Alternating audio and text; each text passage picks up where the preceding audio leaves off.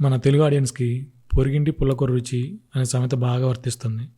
ఎందుకంటే తమిళ వాళ్ళు సినిమా తీసినా, ఒక క్లాసిక్ సినిమా తీసినా మన తెలుగు వాళ్ళు చాలా బాగా ఆదరిస్తారు. అందులో తప్పే లేదు, ఆదరించాలి. సినిమా మంచిదైతే ఏ లాంగ్వేజ్ సినిమాని ఆదరించాలి.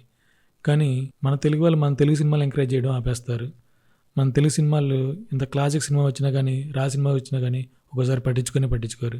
దానికి బెస్ట్ ఎగ్జాంపుల్ శ్రీధర్ బాబు నటించిన మా నాన్న సూపర్ హీరో అనే సినిమా. కార్తీ నటించిన సత్యం సుందరాన్ని చాలా బాగా ఆదరించారు మన తెలుగు ఆడియన్స్.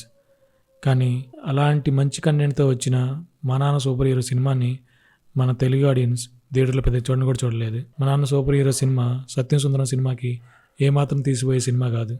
ఇది కూడా మంచి క్లాసిక్ సినిమా. తండ్రి కొడుకుల మధ్య రిలేషన్ని చాలా బాగా చూపించారు.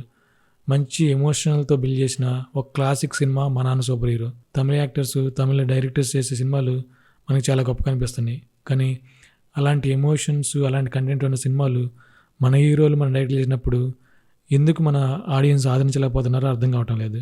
మా నాన్న సూపర్ హీరో సినిమాని ఆదరించుంటే ఇలాంటి క్లాసిక్ సినిమాస్ మన తెలుగులో చాలా వస్తాయి. పక్క లాంగ్వేజ్ సినిమాలను ఆదరిస్తూనే మన లాంగ్వేజ్ సినిమాలను కూడా చాలా బాగా ఆదరించాలని మనం కోరుకుందాం. ఎవరైనా మా నాన్న సూపర్ హీరో సినిమా థియేటర్లో మిస్ అయ్యి ఉంటే అమెజాన్ ప్రైమ్ వీడియోలో, G5 యాప్లో తప్పకుండా చూడండి. ఇది మీకు చాలా బాగా నచ్చుతుంది. మంచి ఎమోషనల్ కంటెంట్ ఉన్న సినిమా మా నాన్న సూపర్ హీరో. తప్పకుండా తెలుగు సినిమాలని, తెలుగు హీరోలని, తెలుగు డైరెక్టర్స్ని తప్పకుండా ఆదరించండి. తెలుగు సినిమా ఫస్ట్, తర్వాత ఏరే లాంగ్వేజ్ సినిమా.